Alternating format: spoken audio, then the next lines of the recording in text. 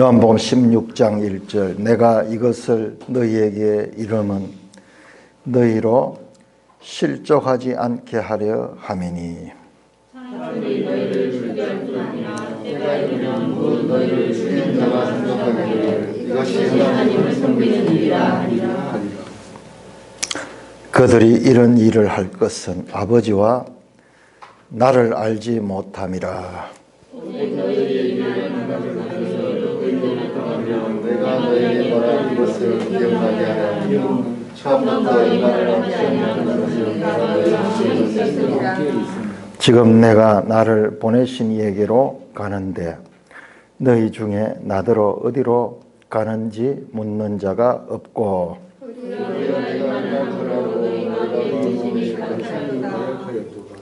그러나 내가 너희에게 실상을 말하노니 내가 떠나가는 것이 너희에게는 유익이라. 내가 떠나가지 아니하면 보혜사가 너희에게로 오시지 아니할 것이요 가면 내가 그를 너희에게로 보내리니.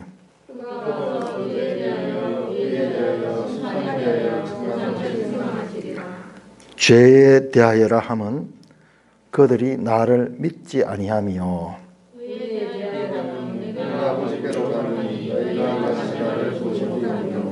심판에 대하여라 함은 이 세상 임금이 심판을 받았음이라.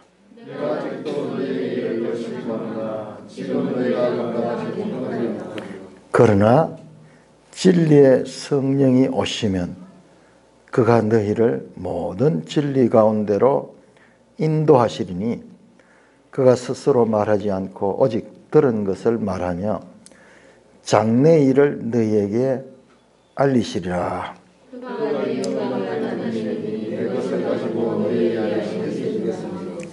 무릇 아버지께 있는 것은 다 내 것이라. 그러므로 내가 말하기를 그가 내 것을 가지고 너에게 알리시리라 하였노라.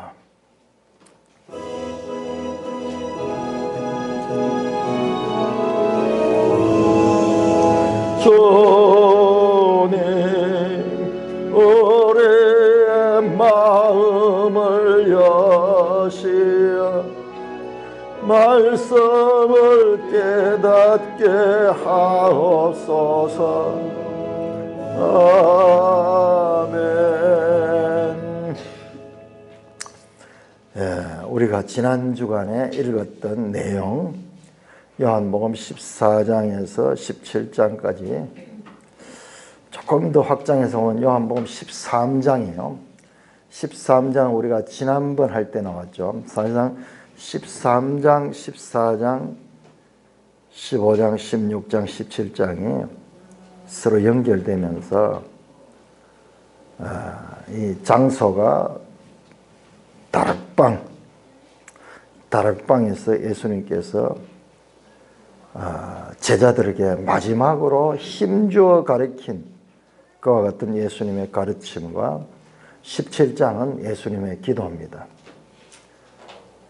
아마 성경 전체에서 신약 성경 전체에서 직접 예수님이 말씀하시는 내용이 가장 길게 나와 있는 것이 지금 이 부분이에요. 요한복음 13장 후반절부터 시작해서 17장까지 연속적으로 이어집니다. 마태복음의 산상수훈이 5장, 6장, 7장 한 3장 정도, 그 다음에 이 24장, 25장, 26장 소위 감람산 강화가 2장, 3장 이렇게 이어지지만요.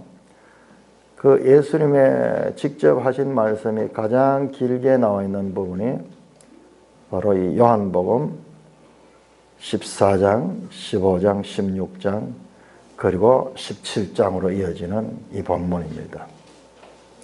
다른 사람이 누가 이야기하는 것이 아니고 예수님이 직접 말씀하시는 그 말씀들이 모아져 있습니다.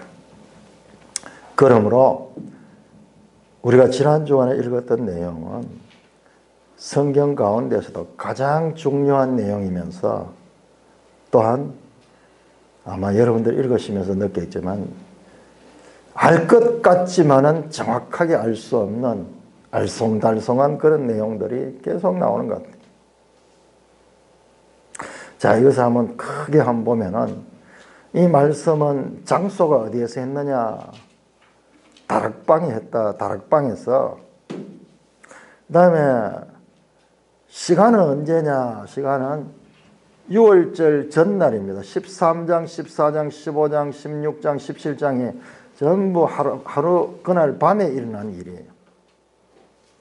18장에 예수님이 잡히시고 예수님께서 이제 십자가에 달려 죽으시게 됩니다. 그러니까는 예수님께서 십자가에 달려 죽으시기 바로 전날 밤이 그날 유다는 예수님을 배반하기 위해서 무리해서 나갔죠. 요한복음 13장 30절 보면은 나가니 밤이더라 돼 있어요. 그러니까 이 시간이 밤 시간이에요. 그때 이 다락방에서 예수님께서 제자들의 발을 씻어주시고 아마 여기서 식사도 하셨을 텐데 그 식사 내용은 요한복음에는 안 나와요. 그리고 이렇게 길게 제자들에게 중요한 말씀을 하셨습니다. 그런데 그 말씀이 무슨 말씀인지 우리가 잘 이해를 못하죠. 제자들도 마찬가지였어요. 그래서 예수님께서 길게 말씀하는데요. 내용은 어떤 내용이에요? 예수님이 이제 떠나신다. 예수님이 가신다. 예수님이 십자가에 달려 돌아가신다. 그리고 이제는 예수님은 이 땅에 안 계시면 제자들만 남게 될 것이죠. 그러니 제자들은 근심하는 거죠. 그리고 고아처럼 되어가 지금까지 예수님만 믿고 따랐는데 이제 예수님이 가시면은 이제 이 땅에 자기들만 덩그러니 남아있고 그리고 자기들 존재가 뭐가 돼요? 낙동강 오리알이 되어버리잖아요. 이때까지 예수님을 믿고 따라왔는데 그 주인이 죽으시고 떠나시니까는 두렵기도 하고 근심도 되고 그리고 도대체 지금까지 우리가 뭘 했는가 헷갈리게 되죠. 그와 같은 제자들을 향하여서 예수님께서 자세하게 예수님이 가시는 것이 무엇이고 그리고 예수님은 다시 오신다. 그것을 설명하는 내용입니다. 제가 지난번 수요일 날도 말씀을 드렸는데 다시 한번 우리 찾아봅시다. 자, 요한복음 13장 한번 찾아보세요. 자, 이 하루 저녁에 일어난 이 사건이 얼마나 중요한지 매일 성경 14장부터 나오니까는 여러분 매일 성경을 옆에 두시고 우리 성경 요한복음 13장 19절부터 자, 요 한 장이 아니라 이 마지막 그날 밤에 6월절 전날 밤에 예수님께서 지금 하시는 말씀이 얼마나 중요한지 13장 19절 우리 같이 한번 읽을까요? 시작. 지금부터 이 일이 일어나기 전에 미리 너에게 일러두면 일어날 때 내가 그인 줄 너희가 믿게 하려 함이로다. 자, 일이 일어나요. 무슨 일이냐? 찾아보면요. 12장부터 예수님은 이제 자신이 죽음을 당하게 될 것을 알고 있습니다. 그러니까 그 일, 제자들이 믿고 따르던 그 스승 예수님이 죽는 일이에요. 죽는 일. 그런데 그 죽기 전에 바로 전날이죠. 지금 말씀하시는 거예요. 이 말씀하는데 그 일이 일어날 때에 예수님께서 십자가에 죽으시고 이와 같은 이 엄청난 사건이 날 때 내가 그인 줄 너희가 믿게 하려면 여러분 내가 그인 줄 하는 게 이게 내가 그예요. 내가 그 에고에임입니다. 에고에임이에요. 예수님이 바로 그 하나님이신 줄을 믿게 하는 사건이 바로 십자가의 죽음의 사건이라는 것을 믿게 하려고 지금 이 말씀을 하는 거예요. 그러니까 이 연속되는 이 말씀이 그만큼 중요한 말씀입니다. 자, 14장 29절 똑같은 말씀합니다. 14장 29절 같이 읽어 시작. 이제 일이 일어나기 전에 너에게 말한 것은 일이 일어날 때에 너희로 믿게 하려 함이라. 지금 13장 19절과 그리고 지금 14장 29절 말씀이 한 단락이 끝나고 또 똑같은 말이에요. 내가 지금 이 말을 하는 것은 이 일이 날 때 너희들이 두려워하고 근심하고 놀라서 믿음을 떠나지 아니하도록 내가 미리 알려주는 거예요. 너희가 예수님의 죽으신 그것은 바로 예수님의 말씀하신 대로 이루어지는 것이구나. 그렇다면 예수님의 그 말씀하신 대로 이어져서 일어날 일도 일어나겠구나. 그것을 가르치려고 지금 반복해서 또 말씀하는 거예요. 자, 15장 11절. 내가 이것을 너에게 이름은 15장 17절. 내가 이것을 너에게 명함은 지금 말씀하신 걸 계속 확인시켜 주는 이 말씀하는 이유가 뭔가? 16장 1절. 내가 이것을 너에게 이름은 너희로 실족하지 않게 하려 합니다. 지금 내가 이 말하는 것은 너희들이 실족한다는 것은 이것은 믿음에서 떠나는 거예요. 예수님을 따르다가 예수님이 막 뜻하지 않게 무기력하게 십자가에 달려 돌아가신 걸 보고 제자들이 그 실망하고 믿음에서 떠나지 않도록 미리 지금 말씀하는 거예요. 이것은 죽는 것이 끝이 아니다. 16장 4절 같이 한번 읽을까요? 시작. 오직 너에게 이 말을 한 것은 너희로 그 때를 당하면 내가 너에게 말한 이것을 기억나게 하렵니다. 여러분 이렇게 반복해서 33절 16장 33절 시작. 이것을 너에게 이르는 것은 너희로 내 안에서 평안을 누리게 하렵니다. 지금 이 다락방에서 가르치는 이 말씀은 그만큼 중요한 거예요. 내가 이 말을 너에게 하는 것은 너희가 그 일이 일어날 적에 실족하지 않고 이것이 예수님이 말씀하신 일이 일어난 것이고 그리고 예수님께서 그 말씀하는 가운데 더 자세한 이야기를 했거든요. 그 이야기를 알 수 있도록 이 말은 우리 경상도 말로 하면은 단디 들으라. 명심해라. 지금 이제 앞으로는 내가 너에게 이렇게 말할 기회가 없다. 명심하게 이 말씀을 들어야 된다. 그렇게 강조하고 있는 것이 바로 14장, 15장, 16장 이 다락방 강화입니다. 그만큼 이 내용이 중요한 거예요. 그래 우리 지난 주간에 엄청난 내용, 아마 성경 전체에서도 가장 중요한 내용이 예수님의 직접 설교가 모여 있는 부분을 우리가 읽었습니다. 그런데 여러분들이 이 말씀을 어떻게 깨달았는지, 근데 교회 역사를 보면요, 이 다락방 강화는 많은 사람들에게 제대로 깨달아지지 않을 뿐만 아니라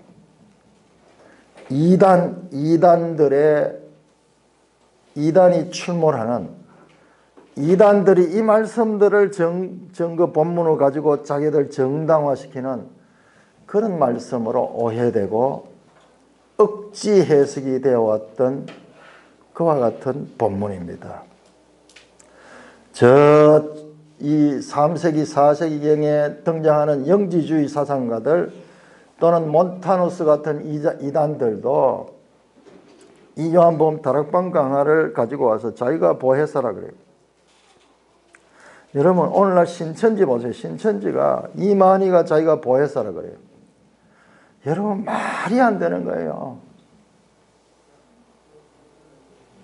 그래도 사람들이 그걸 분별하지 못하고 거기에 속아 넘어갈 정도로 이 본문들은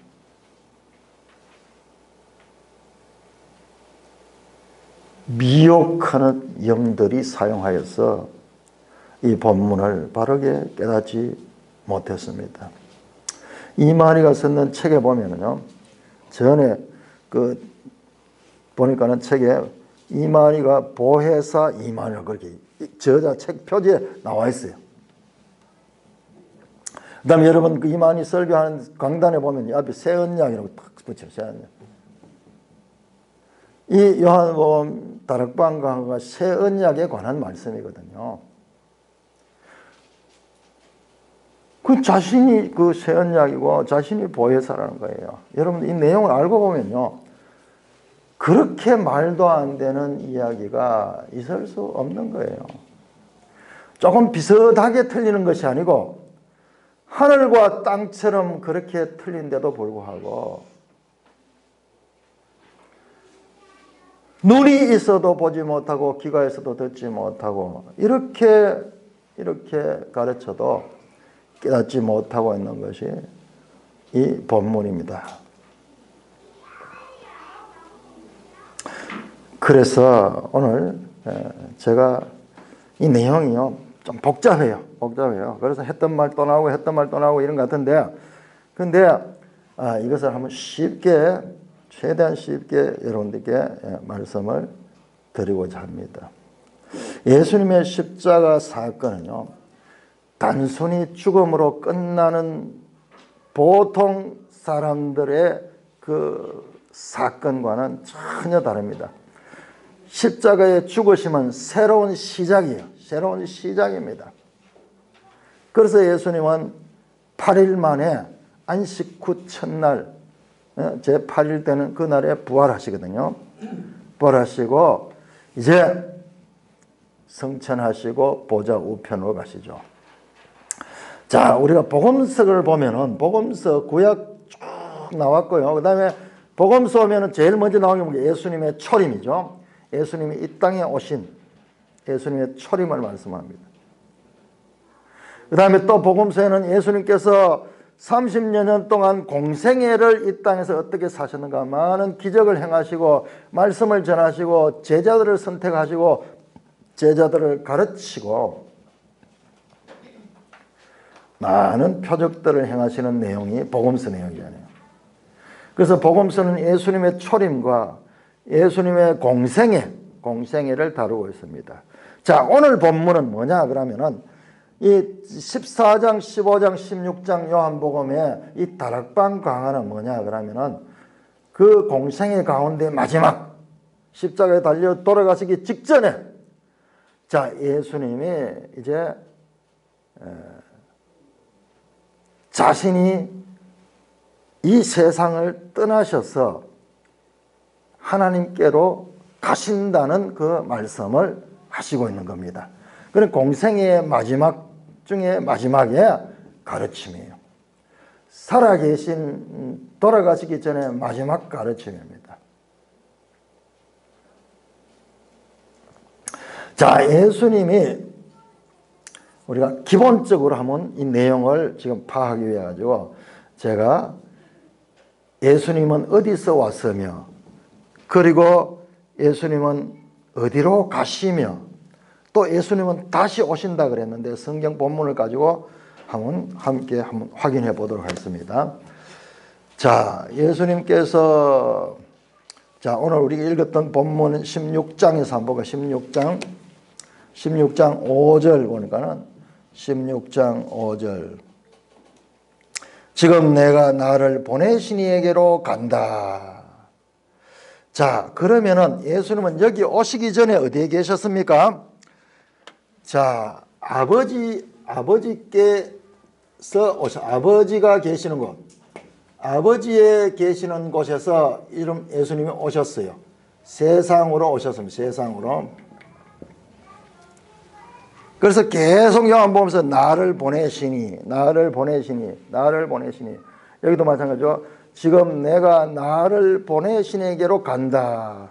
그러니까 원래 있던 장소가 여기에서 오신 거예요. 여기에서 예수님은 이 세상에 오셨다가 예수님께서 이번에 다시 아버지께로 가시는 거예요. 가시는 겁니다.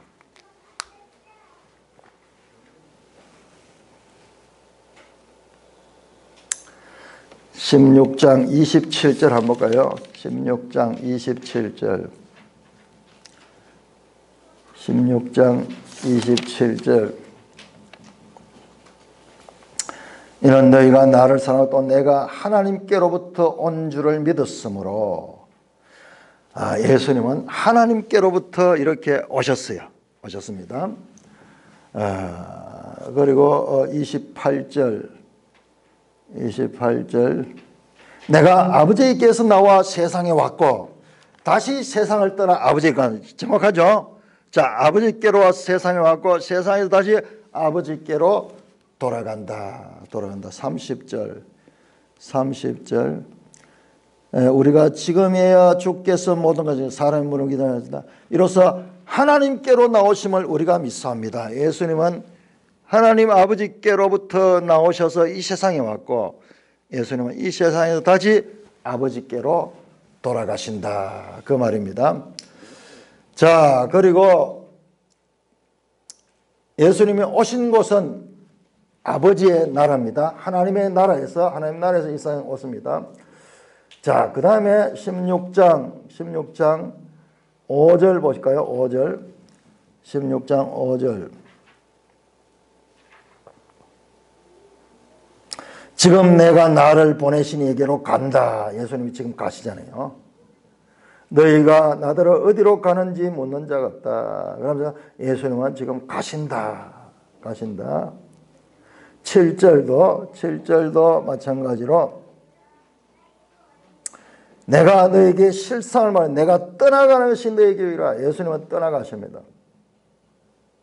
제자들은 지금 근심하고 있는데 그런데 떠나가는 것이 너에게 유익하다. 오히려 더 낫다는 거예요. 그런데 제자들은 이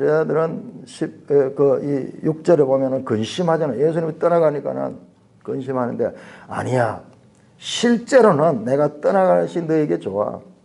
내가 떠나가지 아니하면은 보혜사가 너에게로 오시지 아니한다. 내가 그를 너에게로 보낼 것이다. 예수님의 가시는 목적이 있습니다. 그 다음에 10절도 마찬가지로 10절도 내가 아버지께로 간다는 말씀이죠. 그러니까는 자, 지금 여기 분명합니다. 아버지에게서 예수님은 세상으로 오셨고 이 세상에서 이제 끝이 나서 아버지께로 다시 돌아갑니다. 아버지께서 오셨고 그리고 가십니다. 예수님의 오심과 예수님의 가심 이 내용이 다락방 강화를 이루고 있는 가장 기본 틀이에요. 여러분 이 앞에서부터 보면 계속 보면 가신다 오신다 가신다 오신다 가신다 오신다 이야기가 끝까지 나와요. 끝까지.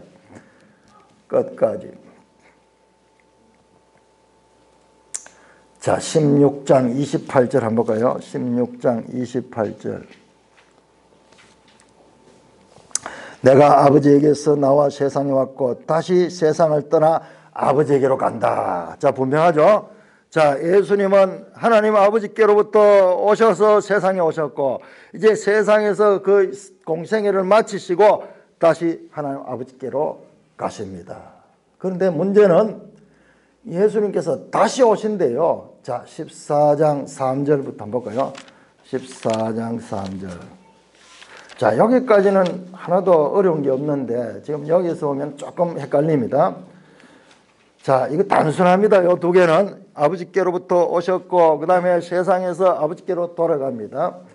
자, 그런데 다시 오신다 그래요. 14장 3절.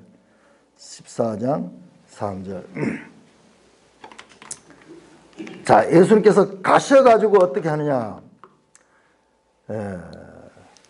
가시는 목적이 거처를 예배하러 간다. 2절에 보니까는 가서 너희를 위하여 거처를 예배하면 내가 다시 와서 너희로 나 있는 곳에 너희도 있게 하리라. 자, 아버지께로 이 세상에 오셨죠. 가셨죠. 다시 오신대요. 다시 오심. 이게 무엇을 가리키냐? 다시 오신다. 그렇게 매일 성경의 주석을 보시면은 2절, 3절에 이 구절이 상당히 난해하다. 자, 2절, 3절에 그 부분을 이렇게 해석합니다. 이 구절이 예수님의 재림과 그때 완성될 하나님 나라를 가리킨다는 견해도 있고, 그리스도인이 죽어서 하나님과 함께 살게 된 것을 의미한다고 보는 견해도 있다. 이 내용에 대한 해석이 아주 복잡해요. 다시 오신다 그러는데 다시 오심이 이게 재림을 가리킨다. 또는 성도들이 죽어서 또 그 하나님께로 가는 그것과 연관됐다. 뭐 그렇게 보는 견해도 있습니다. 그래서 여러분들이 이제 14장 처음 시작하면서 이 간다 온다 이야기가 조금 복잡합니다. 다시 오신다. 자, 그 다음에 14장 18절 한번 보고요. 14장 18절. 내가 너희를 고아와 같이 버려두지 아니하시고 너희에게로 오리라. 다시 오신다 그러잖아요. 또 오신답니다. 다시 오심에 관한 재림만 가리키면 너무나 멀리 있어. 그러면 언제 오시는지 제자들이 볼 때는 제자들이 있을 때 다시 오셔야지 말이 되잖아요. 지금 여기에 대상은요, 안 믿는 사람 아닙니다. 제자들만 다락방에서 그렇게 예수님의 직접 배움을 받습니다. 그리고 재림이라고 봐버리면은, 이 사람들이 지금 얼마 있지 않으면 다 순교도 하고 이런데, 그들을 만난다는 것은 틀린 건 아니지만은, 그러나 이게 실제적으로 피부에 와닿지 않아요. 자, 여기에 보니까는 18절에 보니까는 조금 있으면 세상은 다시 나를 보지 마잖아요. 너희는 나를 보게 된다. 이는 내가 살아있고 너희도 살아있겠다. 여러분, 이게 무슨 말 같아요? 이 말씀은 여러분들 한번 생각해 보세요. 너희에게로 다시 올 것이다. 너희를 고아와 같이 버려주지 않고 너희에게도 올 것이다. 이거는 구체적으로 뭘 가리킨 것 같습니까?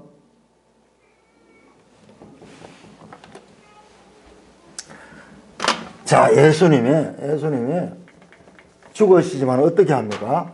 부활하시잖아요, 부활. 이건 부활하셔서 40일 동안 제자들과 함께 합니다. 그래서 그것이 누가복음에 잘 나타나 있잖아요. 누가복음 24장에 보면 예수님께서 나타나셔가지고 부활하셔가지고 제자들에게 말씀을 가르치는 내용이 나오잖아요. 40일 동안. 그래서 제자들이 부활하신 예수님을 만나고 부활하신 예수님부터 가르침도 받습니다. 그래서 너희를 고아와 같이 버려두지 아니하고 너희에게 오라.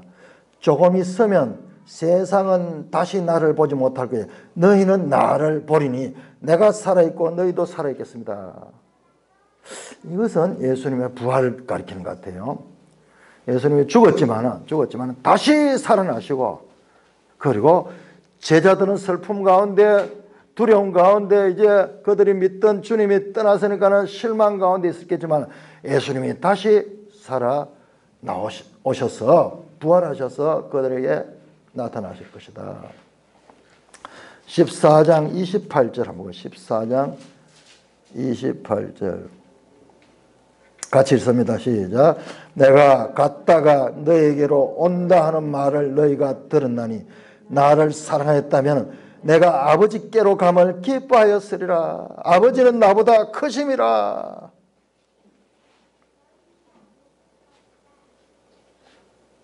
오히려 내가 아버지께로 가시는 이게 십자가의 죽으심인데 이것이 기쁜 일이다. 기쁜 일이다. 아버지가 나보다 크다는 말은 이건 무슨 뜻이냐 그러면은 아버지가 보시는 것은 우리하고 차원이 다르다는 거예요. 결과적으로는 기쁜 일이다. 이것은 우리가 봤을 때는 슬픈 일이고 근심되는 일이고 그렇지만은 28절 내가 갔다가 너에게로 온다 하는 말을 너희 따르니 내가 아버지께로 감을 너희가 기뻐했다. 이 내용을 제대로 알면 기쁜 내용이다. 기쁜 내용이다.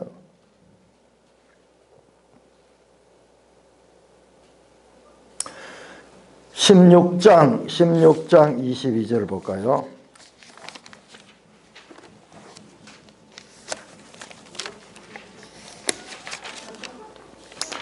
16장 22절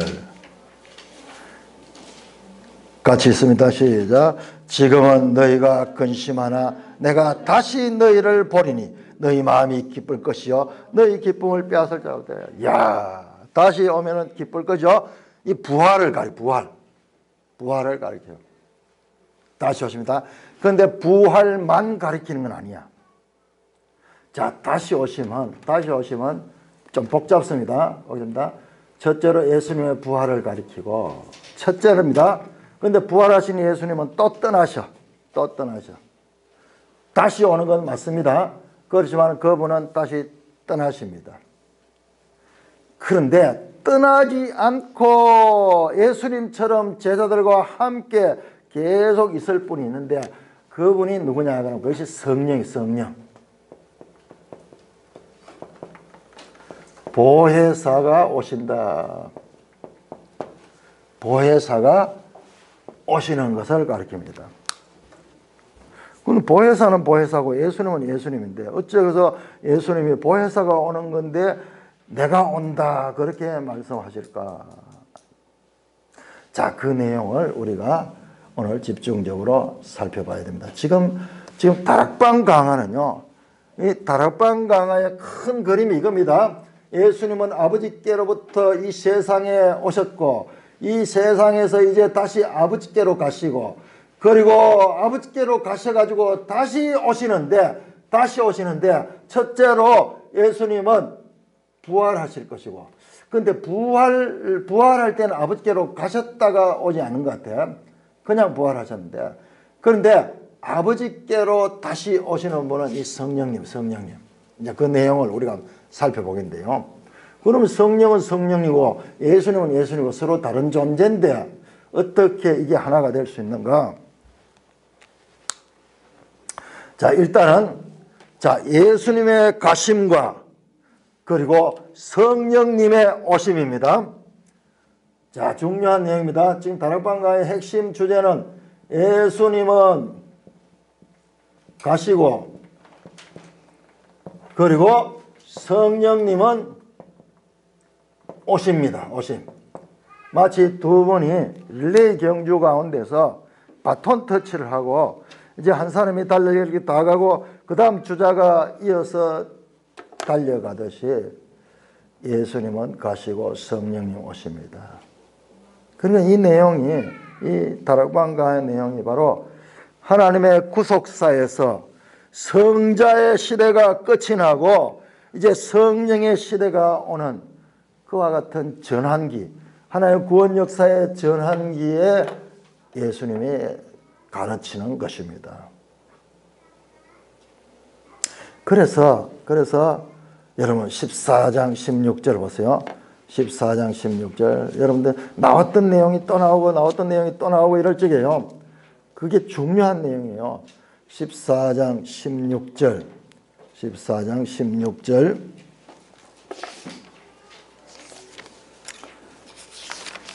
자, 14장 16절 우리 같이 한번 읽겠습니다. 14장 16절 내가 아버지께 구하겠으니 그가 또 다른 보혜사를 너희에게 주사 영원토록 너희와 함께 있게 하리니. 자, 보세요. 자, 어떻게 보혜사 성령님이 오는가? 성령님이 오는가? 자, 예수님께서 내가죠. 예수님께서 아버지께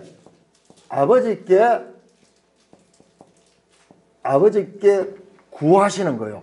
예수님이 구하시고 아버지께서 허락하셔가지고 보혜사 성령을 보내주시는 거예요. 보혜사 성령은 그냥 스스로 내려오는 것이 아니고 예수님이 가셔서 아버지께 구하시고 그때 아버지께서 예수님의 구하시는 그 말씀을 듣고 그를 너희에게 보내주는 거야.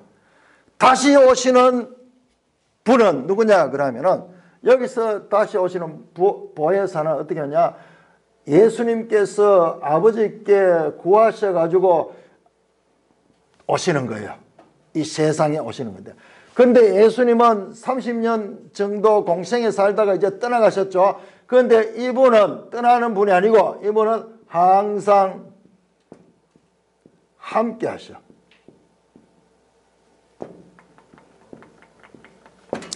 그러니까는 예수님이 떠나는 것이 더 좋다 하는 말이 바로 이 말이에요. 예수님은 사람의 몸을 입고 와서 십자가에 달려 죽으시고 그 다음에 나중에 성천에서 하나님께로 올라가는, 시간으로 따지면 한 30년 남짓 이 땅에 살았지만은, 그러나 이 성령님은 너희들뿐만 아니라 영원토록 함께 하셔요. 언제? 예수님이 재림하실 때까지 또는 재림한 이후에도 이분은 영원히 함께 하시는 분이에요. 영원토록 너희와 함께 있게 된다. 자, 요걸 잘 봐야 됩니다. 자, 이분이 어떻게 오는가? 예수님과 아버지 성자와 성부의 연합으로 인해 가지고 이분이 성령님을 보내신다.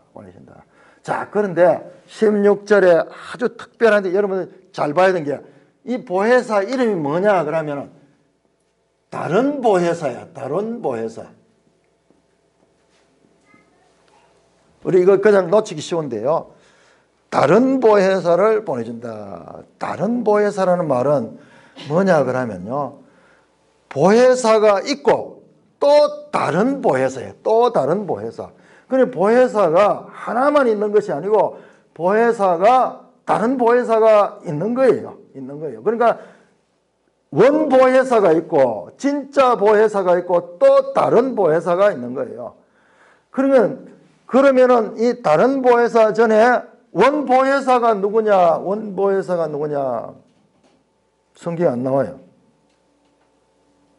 그런데 자, 우리 요한 1서 2장을 한번 쳐보세요. 요한 1서 2장.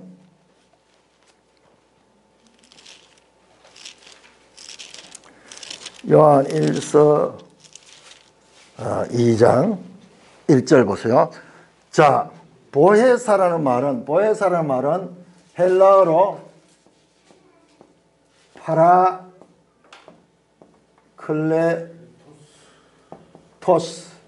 파라클레토스. 영어는 좀 원어를 알아놔야 돼요. 자, 그런데 자, 요한 1서 같은 요한 서신이죠. 여러분들이 이제 공부하면서 요한복음을 하면서 다른 요한 서신들하고 보면 내용이 딱 연결돼요. 이제 성경을 자꾸 읽으면서 통독을 하면서 여러분들이 그 내용을 깊이 못 보더라도 자세히 이렇게 막 흩어져 있는 말씀들 이렇게 듣다 보면은 요한은 요한대로 연결이 되고 바울은 바울대로 연결이 되고 이러면서 이 성경이 이 구조가 이렇게 보여요. 자, 2장 1절 보시면 2장 1절 같이 읽습니다. 시작. 나의 자녀들아, 내가 이것을 너에게 써면 너희로 죄를 범하지 않게 하려 함이라. 만일 누가 죄를 범하여도 아버지 앞에서 우리에게 대언자가 있으니 곧 의로우신 예수 그리스도다.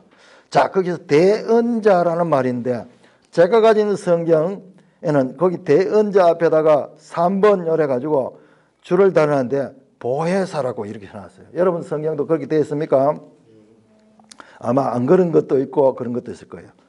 그게 이게 파라클레토스예요. 원어로 보면은 이게 보혜사예요. 보혜사가 누구라고요? 예수 그리스도가 보혜사잖아요. 예수 그리스도. 자, 우리 이것만 알아도 앞으로 지금 전개되는 이야기를 이해하는데 큰 실마리를 푸는 거예요. 자, 원보혜사 파라클레토스가 누구냐? 예수님이에요. 이게 보혜사라고 번역했는데 오늘날 우리가 이런 안 쓰는 용어잖아요. 가장 가까운 이 번역을 보면 변호사, 위로자 뭐 이런 뜻이에요. 매일 성경 보면 그거 잘 나와 있어요.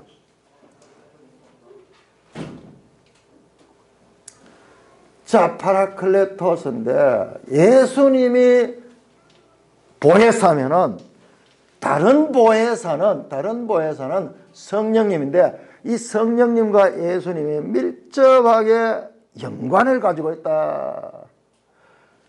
성령 따로 예수 따로가 아니라 이 성령 보혜사나 원보혜사 예수나 이게 거의 내용상으로 같은 거예요. 한 가지 차이는 예수님은 인간의 몸을 입고 와서 여기서 죽으시고 이제 성천하셨지만 그러나 이분은 계속 이 땅에 있으면서 하나님의 구원이 완성될 때까지 이 땅에서 예수님이 하셨던 일을 하시는 분이야. 그러니까 이분이 더 좋은 거야. 이건 좀 비교하면 좀 그렇지만은 효능적으로 사람의 몸을 입고 오신 예수님은 이 가나안 땅 밖으로 나간 적이 거의 없어요. 사도 바울처럼 저 멀리 소아시아로 유럽으로 이렇게 다니면서 복음을 전한 적도 없었어요.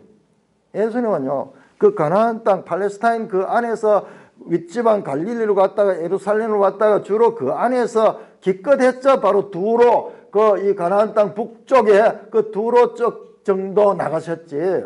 예수님은 다른 나라에 가본 적이 없어.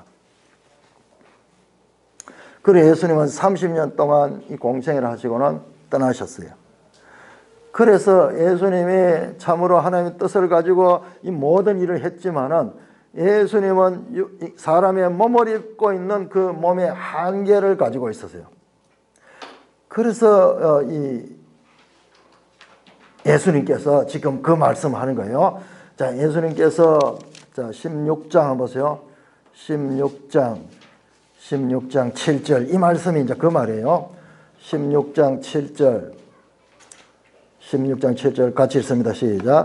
그러나 내가 너희에게 실상을 말하니 내가 떠나가시긴 너희에게 유익이라. 내가 떠나가지 아니하면 보혜사가 너희에게로 오시지 않을 것이고 가면 내가 그를 너희에게로 보낸다. 자, 여보세요. 보혜사는 그냥 오는 게 아니고 예수님이 가셔야지 오는 거예요. 순서랑으로. 그럼 먼저 원보혜사 예수님이 이 땅에 오셨다가 아버지께로 가셔가지고 여기에서 다른 보혜사를 보내주시는 거예요. 그런데 이게 너희에게 유익이다. 이게 더 좋은 거다. 왜? 여러분, 예수님이 그냥 계속 계시면은 보혜사가 올 수가 없어요. 이 두 분은 임무 교대를 하시는데 이분이 오시면은 얼마나 유익한지 여러분 한번 보세요. 실제로 복음서에 나오는 제자들 어땠습니까? 형편없었잖아요. 이렇게 가르쳐도 다 예수를 배반하잖아요. 그런데 사도행전에 보시면은 보혜사 성령이 오신 이후에 어떻게 됐습니까? 그 보혜사 성령이 오니까 베드로가 변화받고 그리고 다른 제자들도 변화받고 그래야 그들이 예수님처럼 목숨을 아끼지 않고 복음을 전하고 사도 바울 같은 사람도 성령으로 변화받아가지고 그야말로 주님을 위해서 헌신하는 능력의 일꾼들이 됐잖아요. 그런데 이 보혜사 성령이 오기 전에는 예수님으로부터 직접 배운 자들도 다짐을 하고 맹세를 했지만 베드로 같은 경우 예수님이 십자가에 달릴 때 도망가 버리잖아요. 보혜사가 와야 되는 거예요. 보혜사가. 그래서 예수님이 가는 것은 가는 것은 너에게 유익이고 내가 가서 보혜사를 너에게 보낼 것이라.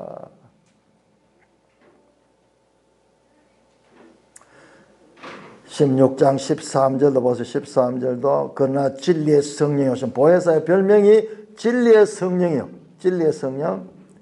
진리의 성령. 이 보혜사는 하는 역할이 뭐냐면 진리로 그렇게 가시는 분이에요. 여러분, 예수님이 진리잖아요. 내가 곧 길이요 진리요 나로 말하면 아버지께로 갈 자가 없다 할 때 그 진리이신 예수님과 이 보혜사가 동일한 진리의 영이에요. 진리의 성령입니다. 예수님은 몸을 가지고, 물리적인 몸을 가지고 공간과 시간의 제한 속에 있었지만 이 영으로 오시면은 이 진리의 영은 시간과 공간을 초월해 가지고 동시적으로도 여러 사람들에게 역사할 수 있고, 그리고 인간의 수명을 초월해 가지고 오고 오는 세대에게도 함께 할 수 있고 능력으로 역사할 수 있는 것입니다.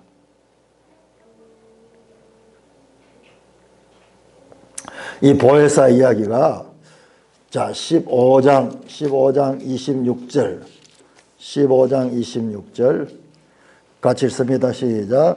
내가 아버지께로부터 너에게 보낼 보혜사 곧 아버지께로부터 나오시는 진리의 성령이 오실 때에, 이 이야기 가운데 예수님의 다락방 강화 가운데 한 단락이 끝나면 보혜사 또 보혜사 또 보혜사, 진리의 성령, 진리의 성령, 진리의 성령, 그가 오신다, 오신다. 자, 예수님이 오셨다가 가셨다가 다시 오시는데 이 다시 오심의 핵심은 예수님의 부활도 포함이 되지만은 그 부활보다 자, 잘 보세요. 자, 예수님은 아버지께로 돌아가십니다. 그 다음에 아버지와 아버지께 구합니다. 그래서 아버지께서 보혜사 성령을 이 땅에 보내십니다. 자, 요 관계를 사도행전 2장 한번 찾아보세요. 사도행전. 요 관계가 어떻게 되는가?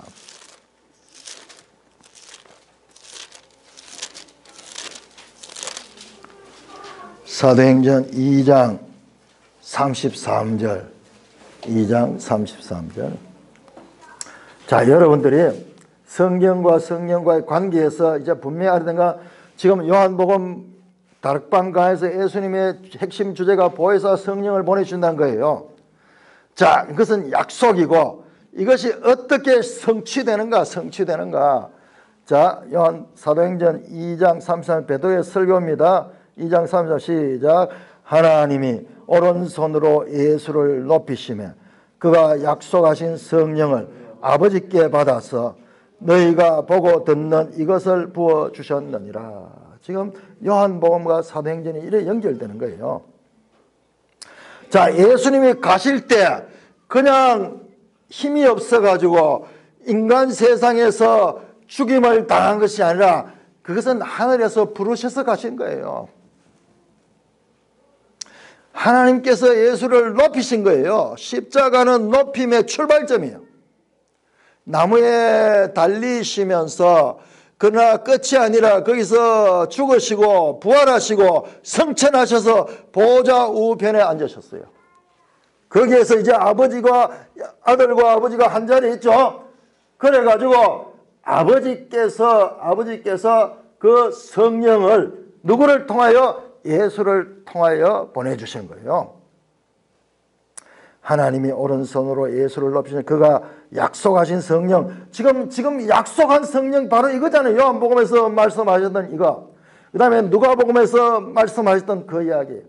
여러분, 정말 제가 놀라는 것은요, 왜 복음서 순서가 마태, 마가, 누가, 그 다음에 요한이 네 번째, 그 다음에 사도행전이 나오는. 여러분, 누가와 사도행전은 같은 저자거든요. 그 요거 두 개를 딱 붙여놔 버리면은 이야기가 1편, 2편 그대로 연결이 돼요. 근데 누가복음을 읽고 요한복음에 들어가 버리면은 사도행전하고 또 거리가 뚝 떨어져 버려. 내용이 연결이 안 돼. 자, 그런데 왜 요한복음이 그 사이에 있느냐? 요한복음에서는요, 이 사도행전의 핵심 주제가 되는 이 보혜사 성령이 오시는 내용을 이렇게 자세하게 설명하고 있는 부분이 바로 요한복음에 있는 거예요. 오히려 더 이게 완벽한 순서가 되는 거예요. 누가복음에서 사도행전 넘어가면 그냥 성령만 나오는데, 그러나 이 요한복음이 중간에 있어가지고 그 성령이 누구신가, 예수님이 그 성령을 어떻게 가르치시고, 그리고 그에 대해서 얼마나 강조하시고, 그것이 어떻게 역사하시게 될 것인가를 약속하셨어. 그러니까 지금 그 말씀이에요. 약속하신 보혜사 성령이라 그러면 더 이해하기 좋겠죠. 약속하신 성령을 아버지께 받아 너희 보고 듣는 이것을 부어줬느라. 아들과 아버지가 연합해가지고 그렇게 보내주셨는 것입니다. 그래서 14장 16절, 14장 26절, 15장 26절, 16장 7절, 16장 13절 계속 이제 보혜사가 오신다. 자, 다시 오시면 부활을 포함해가지고 바로 성령의 오심이다. 성령의 오심이다. 예수님이 가셔서 아버지께로 가셔서 아버지와 아들이 함께 이제 성령을 이 땅에 보내주셨다. 이게 하나님의 구원의 경륜입니다. 구원의 경륜이에요. 자, 그러면은 이 성령님은 오셔서 무슨 일을 하는가? 자, 15장 26절.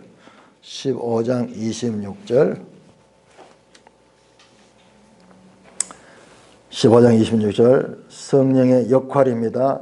시작, 같이 있으면 시작.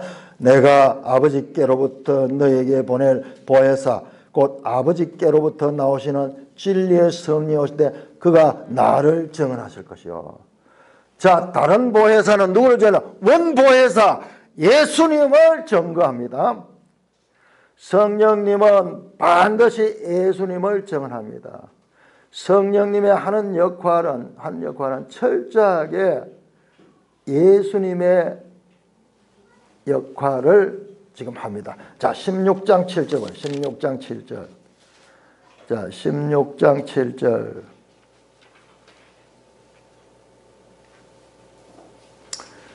16장 14절 15절. 자, 그가 하는 역할, 보혜사 성령이 오셔서 하는 역할 13절부터 제가 읽어볼게요. 14절부터 그러나 진리의 성령이 오시면 그가 너희를 모든 진리 가운데로 인도하시리니 그가 스스로 말하지 않고 오직 들은 것을 말하며 장래 일을 너에게 알리신다. 자, 보혜사 성령이 오시면은 하는 역할은 제자들을 비롯하여 그리스도인들을요 진리 가운데로 인도합니다. 진리가 예수 그리스도잖아요. 그리고 그는 스스로 말하지 않아요. 자기 생각을 가지고 말하지 않고 오직 들은 것을 말하고, 누구에게 들은 것? 삼위일체 하나님이야. 그러니까 이 삼위일체를 우리가 이해하지 못하면요, 요한복음 이런 거 아무리 읽어도 이해가 안 되는 거예요. 그래서 삼위일체 교리가요 가장 많은 본문이 이 요한복음에서 나옵니다. 이 삼위일체 하나님은 생각이 같은 거예요. 오직 들은 것을 말하며, 하나님께로부터 들은 것을 말하며 장래 일을 너에게 알릴 것이다. 그분이 오셔가지고 구원의 역사가 어떻게 완성되어질까를 알리고요. 그 다음에 벌써 14절 그가 보혜사입니다. 내 영광을 하더니, 내 영광, 예수의 영광, 내 것을 가지고 내 것, 예수님의 것 너에게 알린다. 보혜사는 스스로 자기 주관적으로 자기 생각을, 자기 뜻을 전한 것이 아니라 철저하게 예수님의 영광, 예수님의 가르침, 이것을 가르칩니다. 무릇 아버지께 있는 것은 다 내 것이되 아버지가 내 것이라. 삼위일체 아니면 이해 안 되죠. 자, 성부와 성자와 성령, 성부와 성자가 하나야. 그러면 성자와 성령도 하나야. 그래서 이 삼위일체가 한 뜻을 가지고 한 뜻을. 15절 무릇 아버지께 있는 것은 다 내 것이라. 그러므로 내가 말하여 그가 내 것을 가지고 너에게 알리시라 했다. 보혜사 성령은 예수님의 것을 가지고 알리는데 예수님의 것이 곧 아버지의 것이라. 삼위일체 하나님의 동일성. 각각 삼위가 있으니까 각각 다른 생각이 아니고 동일한 뜻을 가지고 동일한 생각을 가지고 동일한 구원의 역사를 이루고 있습니다. 자, 16장 13절에 보시니까는 그가 스스로 말하지 않는다. 철저하게 의존적이다. 의존적. 이게 좀 부정적으로 표현하면 의존적인 것 같지만은 이것을 긍정적으로 보면은 바로 삼위일체 하나님의 통일성.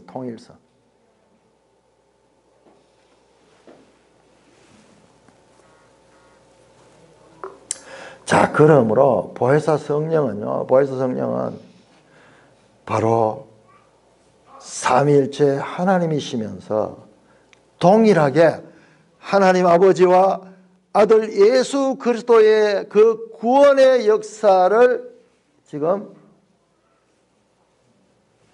연속적으로 이어가시는 그와 같은 역할을 하시는 분이 바로 보혜사 성령이다. 자, 그러니까는 우리 여기에서요 정리를 하고 넘어가는 것은 우리가 영감에서요 성령이라는 말을 우리가 많이 쓰면서 오늘날 교회 안에도 많이 쓰면서 가장 혼란스러운 단어가 성령이에요. 성령론에서 너무 혼란스러워요. 자, 예수님이 직접 가리키는 보혜사 성령입니다. 진리의 영이고 예수의 영이고 하나님의 영이에요. 삼위일체 하나님이세요. 그런데 우리 성령 그러면은 이와 같은 예수님의 가르침과 다르게요. 그냥 막 신비주의적이고 그다음에 범신론적이고 뭐 이런 것들 영성훈련 그러고 무슨 이상한 그런 이 성령 운동하는 말 자체가 틀렸어요. 그런데 우리는 막 그런 단어를 많이 쓰는 거예요. 성령 집회한다, 뭐 성령 운동한다, 뭐 이렇게 한대. 그것이 과연 예수님의 가르침과 맞는가 아닌가?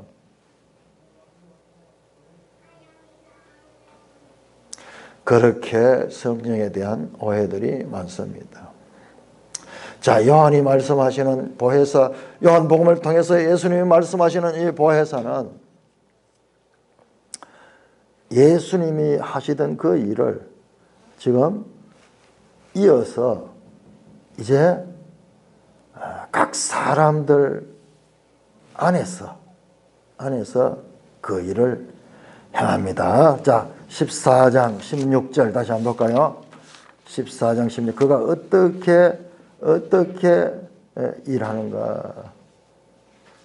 자, 14장 17절. 자, 17절 같이 읽습니다. 시작. 그는 진리의 영이라 세상은 능히 그를 받지 못하나니 이는 그를 보지도 못하고 알지도 못함이라. 그러나 너희는 그를 아나니 그는 너희와 함께 거하시며 또 너희 속에 계시겠습니다. 세상은 성령을 받을 수가 없어요. 알 수도 없습니다. 그러나 제자들은 그를 알게 돼요. 왜? 그가 너희와 함께하고 너희 속에 계신 거야. 너희 마음속에 계신 거야. 마음속에 계신 거야. 그 사도행전 2장에 사도행전 오순절날 성령이 강림하는 그 사건이 지금 출발점이에요. 성령이 오심의 출발점입니다.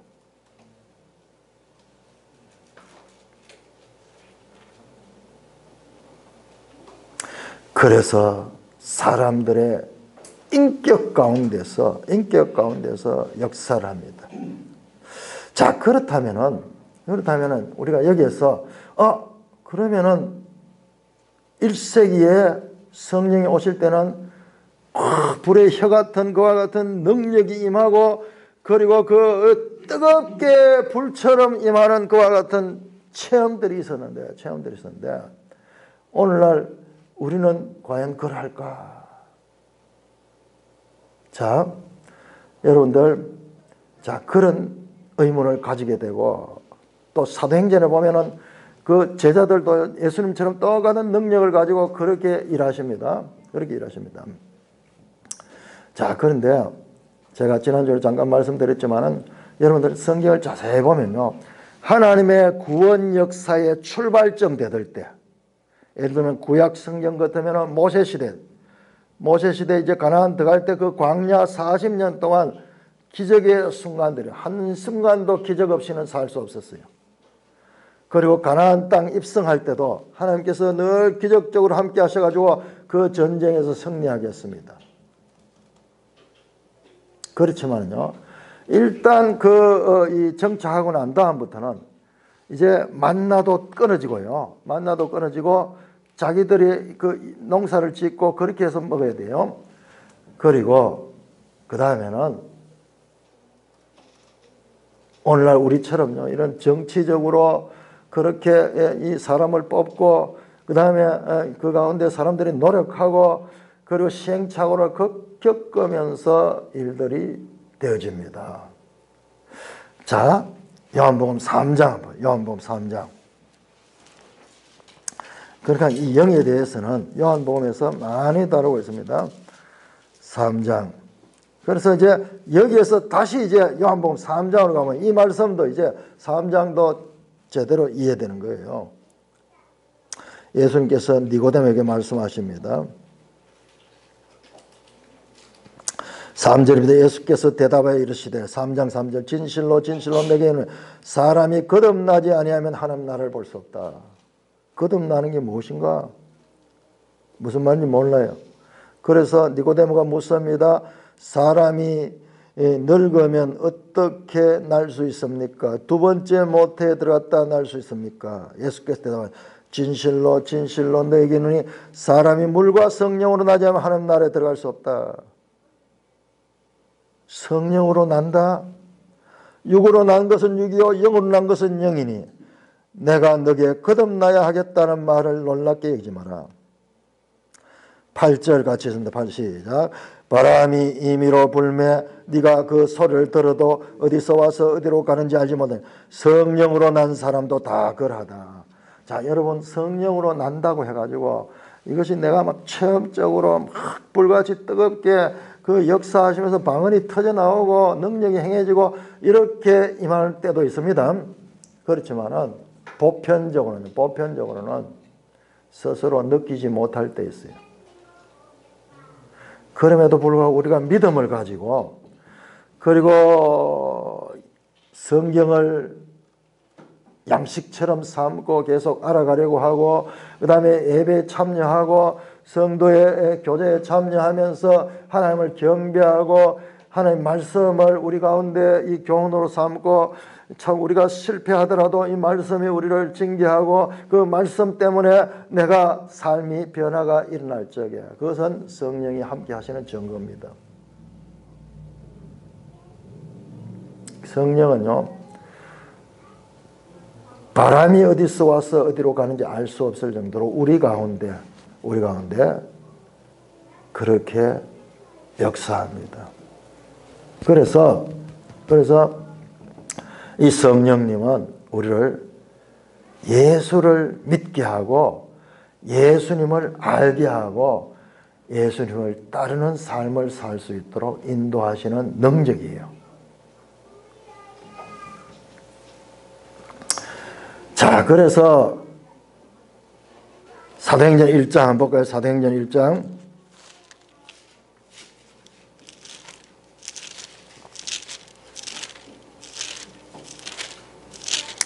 사도행전 1장 8절. 오직 성령이 너에게 임하시면 너희가 권능을 받고 예루살렘과 온 유대와 사마리아와 땅끝까지 이르러 내 증인이 되리라. 이 성령이 임하시면은 그들이 예수를 믿고 그 다음에 예수님을 위하여 그렇게 일하게 되는 그와 같은 일들이 일어나게 되는 것입니다. 성령의 임재하심. 사도 바울은 이 성령의 열매를 말씀하셨습니다. 그러니까 성령이 사도행전에서 놀라운 역사를 하면서 그야말로 유대인들만 한정되어 있던 이 복음이 온 세상으로 퍼져나가는, 그래 보혜사 성령이 오니까 이게 가능한 거예요.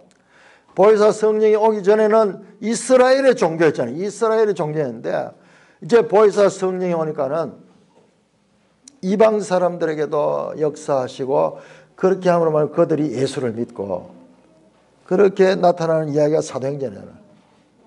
먼저 예루살렘에 성령임에서 교회가 생기고 그 다음에 이들이 믿음을 가지고 능력을 가지고 복음을 전파하면서 9장에 고넬료, 이 10장입니까? 10장에서 고넬료, 이방인으로 처음 고넬료 가정이 예수를 믿고 그 다음에 사마리아에도 예수를 믿고 그 다음에 땅끝까지 이르러 복음을 전하게 되는 그 일들이 전부 성령이었어요. 사도행전은 별명이 성령행전.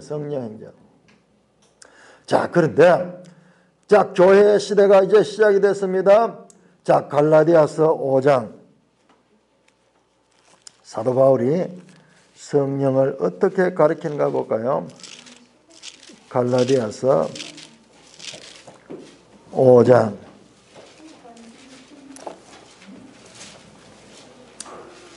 갈라디아서 5장 22절, 23절. 갈라디아서 5장 22절, 23절.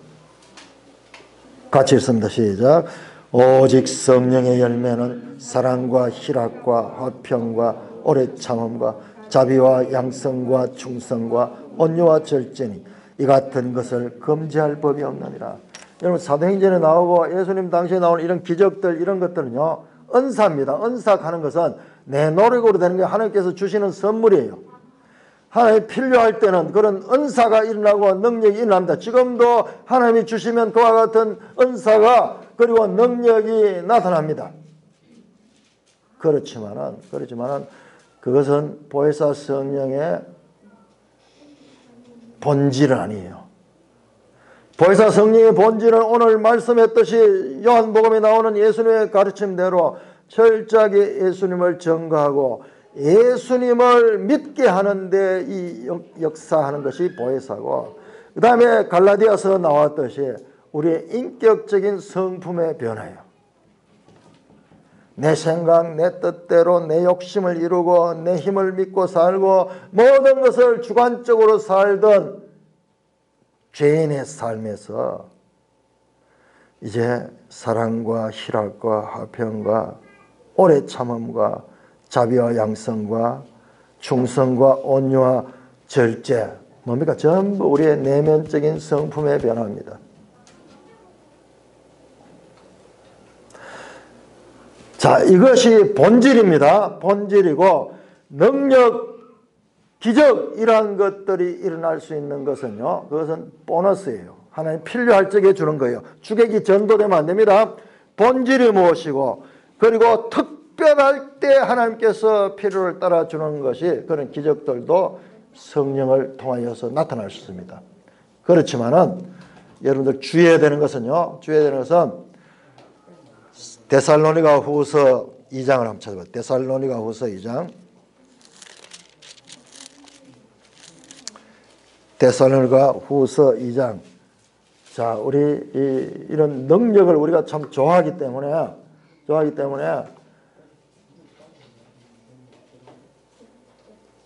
거기에서 실수할 수가 있습니다. 데살로니가 후서 2장 9절에서 12절까지 제가 읽어볼게요. 자, 악한 자의 나타남은 사탄의 활동을 따라 모든 능력과 표적과 거짓 기적과 불의의 모든 속임으로 멸망하는 자들에게 있으리니 이는 그들이 진리의 사랑을 받지 아니하며 구원함을 받지 못하느라. 이러므로 하나님이 미혹의 역사를 그들께 보내사 거짓 것을 믿게 하시면 진리를 믿지 않고 불의를 좋아하는 모든 자가 하여금 심판을 받게 하라. 진리가 뭡니까? 진리가 예수 그리스도고 진리의 영이 성령이에요. 그런데 그런 것들이 없는 사람들이 능력과 기적과 그와 같은 속임을 통해 가지고 사람들을 미혹하는 경우가 많이 있습니다. 이거 분별해야 돼요. 이 능력이 어디서 비롯된 것인가? 능력이 나타난다고 해가지고 전부 성령의 역사냐? 그렇지 않습니다.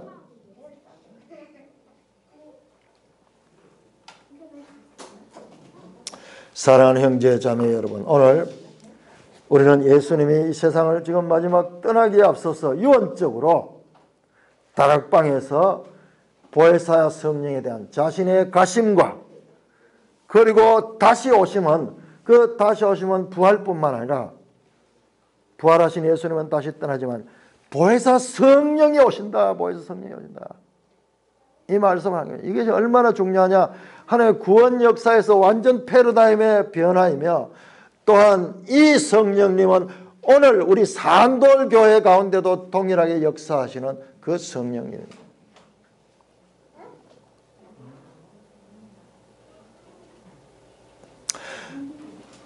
예수님의 초림과 그리고 십자가의 달리심과 부활과 성천과 오순절 성령 강림, 항상 이게 시리즈로 연속적으로 묶여져야 됩니다. 십자가의 죽으심만이 아닙니다. 죽으심만 가지고 예수님은 역사하지 않았습니다. 죽으시고 부활하시고 성천하시고 보좌 우편에 앉으셔서 아버지와 함께 그렇게 성령님을 이 땅에 보내주셨습니다. 이것이 시리즈로 다 묶여가지고 이것이 바로 새 언약, 새 언약. 이 전체가 합쳐서 새 언약입니다.